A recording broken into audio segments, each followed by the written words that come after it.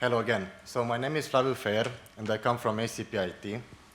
For today, I would like to talk to you about planning and optimization of a high-lattice production line with the use of AnyLogic and our libraries called InFrame Synapse Simulation Suite. During my presentation, I would like to give you a short company presentation. Then I will talk to you about AnyLogic and capacity planning, the things that we handle when talking about factories and manufacturing lines in general. Then about our control strategy planning, how do we optimize these production lines, these very complex facilities, a conclusion, and in the end I'll be more than happy to answer your questions. So ACP-It is a company that was founded as a spin-off of the Frankfurt Institute in 2001.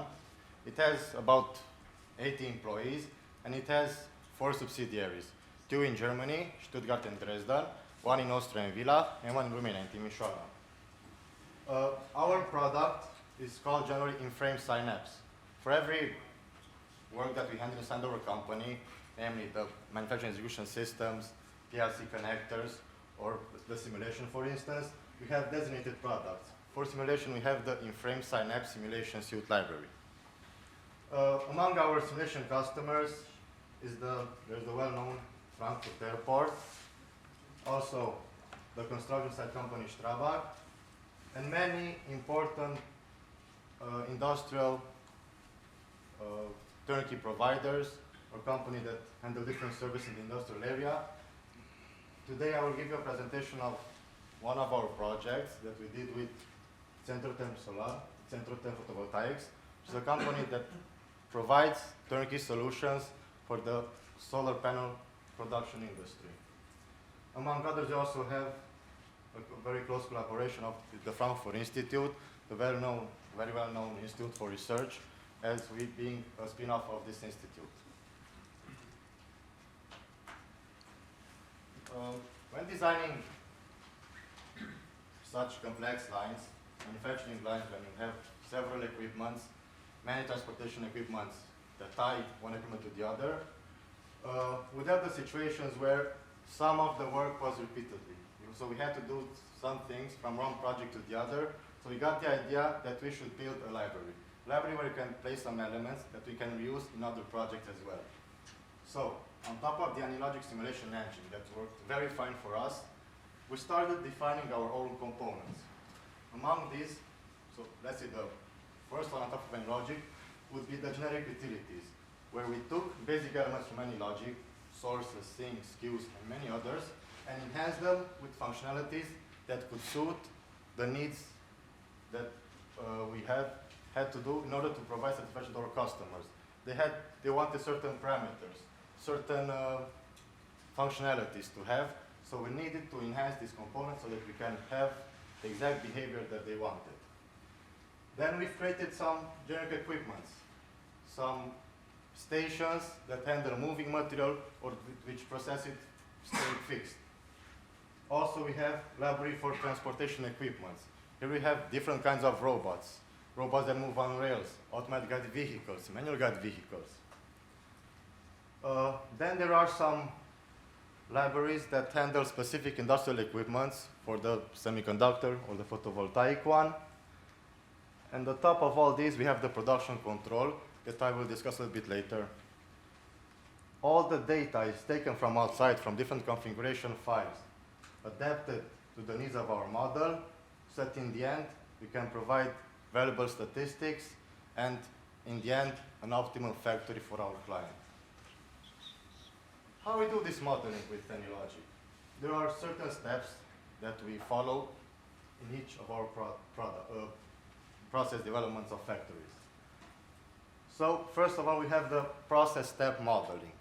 Here we design each equipment that is inside the factory to see how the logic is and to make it work. So one equipment at a time, each of them, so that afterwards we can do a capacity check of that equipment. Probably the customer doesn't know exactly how big should that equipment be, how much storage space does it need inside that equipment, so that we can provide valuable information about its capacity or the number of equipments that he should use in order to have a well-running factory. Then there is the material handling modeling, where besides simple transportation with conveyors or cross conveyors or elevators, we have to have complex robot systems. I mentioned before, robots that move on rail, automated guided vehicles, manual guided vehicles, and many other complex systems that are needed inside not only photovoltaic lines, but also other industries as well. After designing all the equipments, the transportation between them, we can run the factory and do a throughput and afterwards an optimization. And having all the equipment tied together, you could encounter several problems. There could be bottlenecks or other issues, but after solving them, we can go to optimization so that our client in the end, as well as Centrotherm for this project, had from us an optimal configuration of the line so that he can produce more. So in the end, he should have more money, of course. How do customers benefit from our simulation, let's say? When giving such a model factory to a client of ours, first of all, the most important thing would be to assure that with his concept and possibly some elements added by us, the factory works for a couple of years without bottlenecks. So there is no stop in production. The material goes from the end to finish, day and day, day after day, year after year. We can handle different layout alternatives. If something doesn't work, our customer can provide us some different information so that he can model very fast alternative layouts so that he can see in the end how does his new concept help him with. Then there is different operator behavior evaluation inside the factory. You can have a factory that is not highly automated. It can have portions in which is only semi-automated, so it needs some personnel there, personnel that has certain schedules, that works in routes, and has a certain time in which certain work can be performed. Also, I will skip a couple of them. The very important identification of the scrap, of the material, of the products that were badly handled, so that in the end, after let's say 1 year of simulation, we can say, okay, this factory produces so many bad products. Might be a high number or just a small one. And there's very important aspect of handling the downtime behavior. Because a couple of years before, when all these, let's say, big projects were handled with a pen and the paper, now, with the help of AnyLogic and some enhancement of ours, we can have downtime behavior. We know when we could, let's say, forecast when equipment will be damaged, when it will produce problems inside the line. So this downtime behavior, which includes breakdown of equipment, preventive maintenance, setup times, change of consumables, can be now taken in consideration, and in the end can give a good degree of the functioning of the line. Sorry. And in the end, the main benefit for our customer, the optimum fab configuration. Some words about our control strategy planning. When I was presenting you the libraries, on top of the ones that were built based on AnyLogic was the production control. In highly automated lines like the one we had with Centrotherm, there is a problem where you have very complex logic. Generally in logic you have a linear flow, you connect an import to the output and things move very well from left to right. But what happens when you have to make some loops, when you have to take material back so you can move also forward and backward? Then a problem occurs. And we try separating this linear logic from a logic of ours, where we tell exactly, you should go through these steps particularly. You should come back when we say, you should go forward when we say. So we've defined a job-based production model. A job is a task that is assigned to certain equipment. Production flows can have cycles in them, loops, branches, or so that complex operation that needed in such factories can be handled. The components that are present inside our library can be very well combined with other basic AnyLogic elements like hues, hold or other elements. This is how this production control logic looks like. Blocks like this one, a production start, very similar to a source in AnyLogic. Some process steps which give jobs to certain equipments. And this whole logic will control a linear line like this one. There are also elements like conditionals. It's like an if clause. If this is true, with that, I will do something. Some delays in the process flow, or splitting and merging components.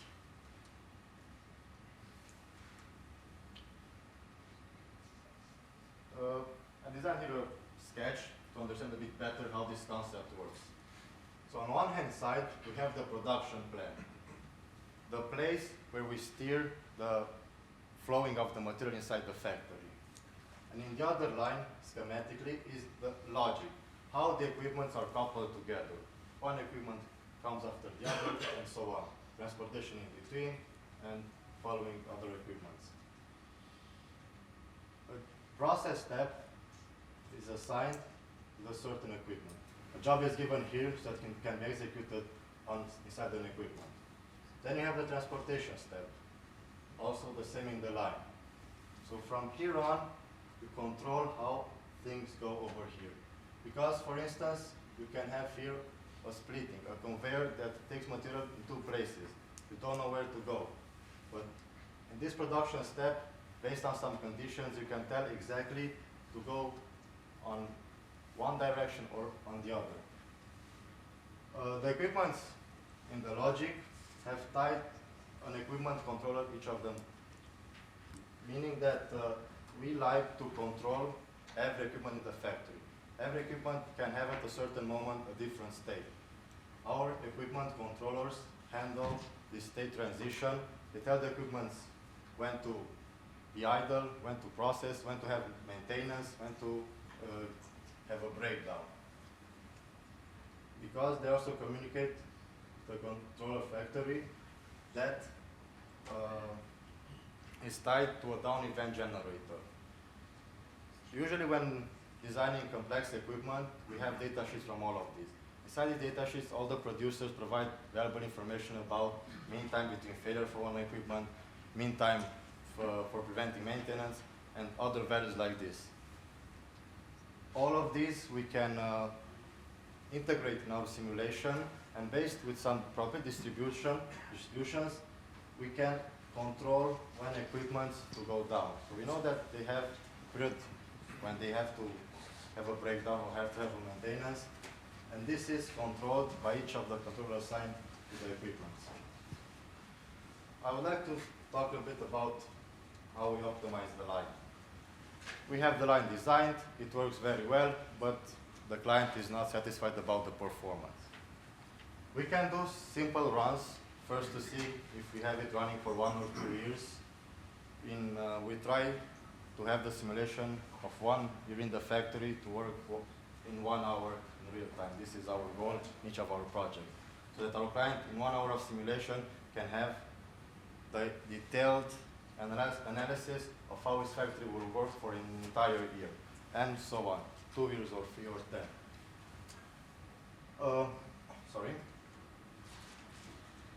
If things don't go as you would like to, then we can do several optimization quests, like the simple parameter variation. When we take a certain parameter of the line, maybe a capacity of an equipment, the number of certain equipments, to see in which configuration it can perform better. The line can have less damaged material, the line can produce more. Then there are other solutions, let's say more complex, when we have to optimize transportation. Very complex material flows which can have routings or other issues might work better if we change some policies. If we did some routing algorithms in a different way, or the entire concept needs to be changed. This is something that we also did for this customer of ours. And it wasn't a really simple task, but in the end, it brought more productivity and less defective material inside the line, which is very important. There is the possibility of adding additional buffers. We call it the buffer optimization. It's a task where we add a buffer after each equipment and to try to determine the place where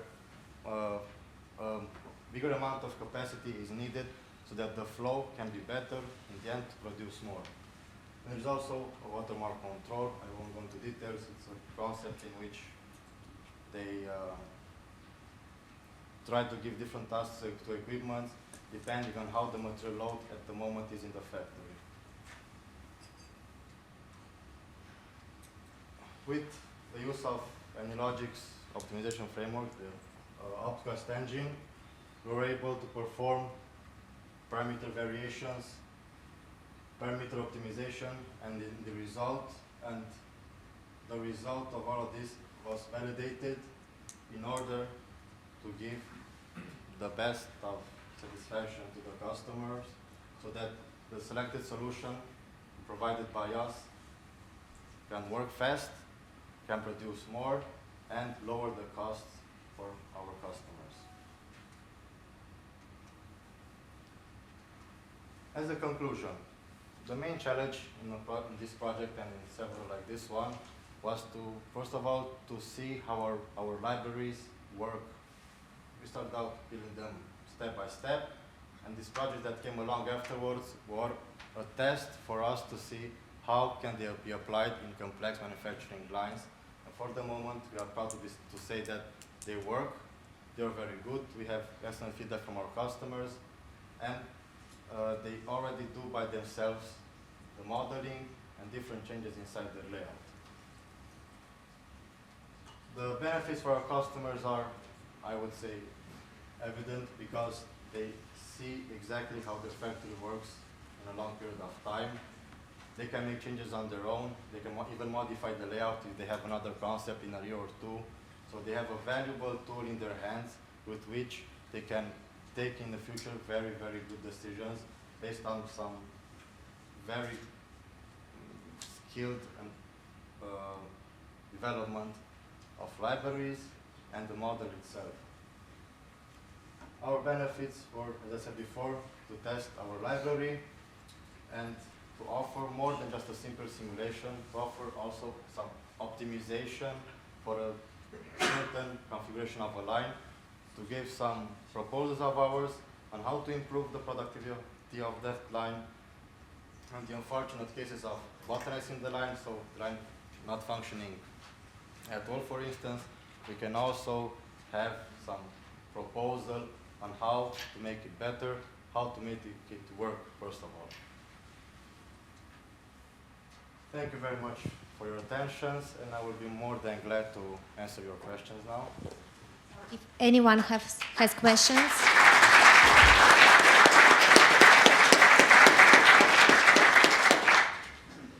Any questions from the audience? So did I get it right that you said for one simulation run, to simulate 1 year, you need 1 hour of simulation time? Yes, that's our goal for each of the simulations that we do. So of course, some of the lines can be quite complex, like the one from the photovoltaic area. In some of them, let's say, it could take us up to 2 hours to simulate 1 year. But in general, when having, let's say, not very, very complex lines, meaning not really the number of equipments, but the logic that is behind each factory, it could take from 1 hour to 2 hours, let's say, for 1 year of simulation. Okay, and then you said you use parameters variation and OptQuest to optimize the line. Yes. So, as I understand it, using OptQuest or parameters variation for optimizing any simulation model, you need hundreds of simulation runs. Yes. So that, from my point of view, cannot really work. Sorry?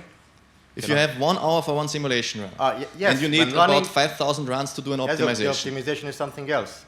Ah, okay. So we say about the simulation run, not the optimization. The optimization comes afterwards. In the end, when having a certain configuration, so we know the exact parameters that we give to the factory, it could take 1 hour or 2.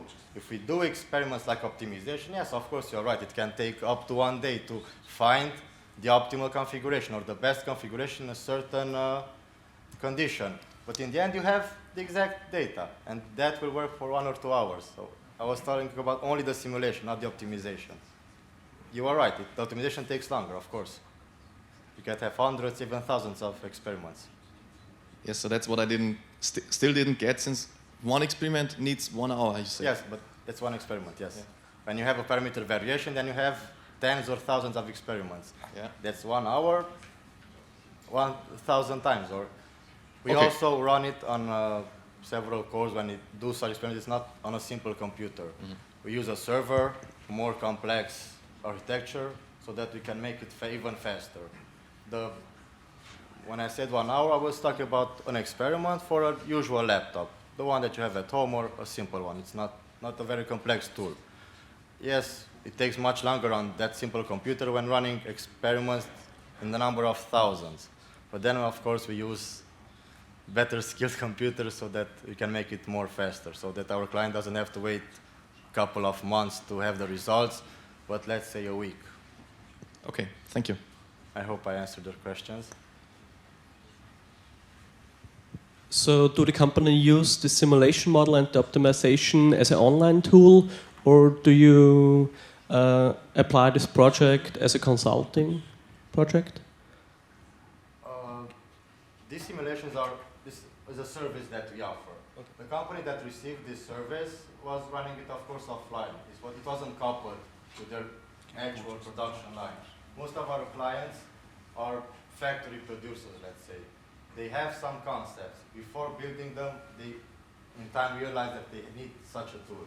They need a simulation to know if the ideas that they put on a paper are really working. Because downtime behavior or other things cannot be calculated with a pen and a paper. You don't know how things can arrive in time when dealing with breakdowns of equipment or other situations.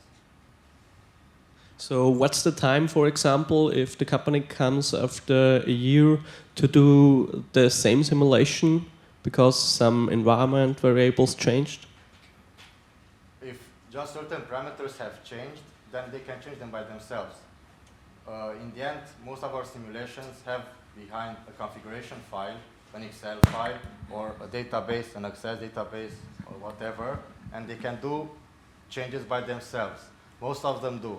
Because first they have a concept, they have some parameters in mind, but then after a couple of weeks they want to change them. They notice that the throughput is not how they would like it to be, so they do changes by their own. They have teams working on such simulations, like the one we provided, which do different tests, different scenarios, work in parallel so that they can do themselves the optimization. Thank you. Any questions? I've seen someone here, yeah. Not a question, but a comment. I think Yes. it's misleading to use the word optimal. Okay. Have you quasi-optimal. mathematically proven that's optimal, or? Yes, you are right. If we speak of mathematics and the correct form of terms, let's say a quasi-optimal solution, because the optimal solution might, or the one that you offer can be, let's say, very, very close. Might not be really the best solution in the world. That's why in time different things change so that they get better and better. Have you information about gaps? So you say it's About? very close, about gaps to a theoretical optimal solution. So just wording. I think it's misleading to use the word optimal. We try to use it in the context of providing a solution that is better than the current one. Improving. Sorry?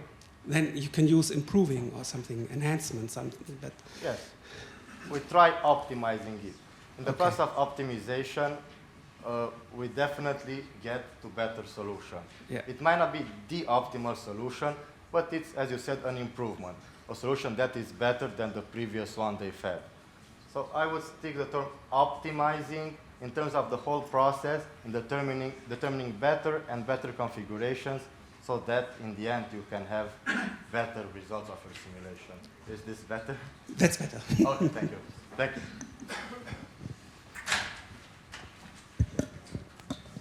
Just a question. Yes, sir. In the search for the improvement, Yes. you said that there are two different kind of operation. You said, first of all, there are some parameters that I change, I see the result, and Yes. then I choose what is the best. Yes. And the other one that you use heuristics in order to looking for a better solution. Exactly. In this last case, Yes. have you create your own library for these heuristics, or you just use some other special packages that has been integrated? At the moment, we use what AnyLogic provides us. What we have developed are some methods of helping this optimization engine. Like I mentioned about the buffer optimization. It's a method that consists in adding, after each equipment you have in the line, you add a buffer of certain capacities. You run a parameter variation to see how the line is improving with the use of, I know how many buffers in the line, and also varying the capacity of each of these buffers. You, when defining this, you also add a fitness function, which takes in consideration cost of buffers, penalties according to this cost, and other parameters, so that in the end, when the opt quest runs on this simulation, is somehow held by we gave some further information so that we can make this work in the way we thought of it. To have, let's say, one of the best throughputs, considering the cost it brings by adding several equipment, because each of equipment, I mean buffers, each of these buffers have a certain cost and can be in a limited number, of course. So you won't choose the best number. Okay, we obtain, if replacing a buffer after each equipment, we definitely obtain the best performance of the line. But you have to choose a configuration that considers also the cost of these. This is the background for the parameter variation in the context of buffer optimization. Okay, thank you very much. More questions? Okay, thank you for presentation. Thank you very much.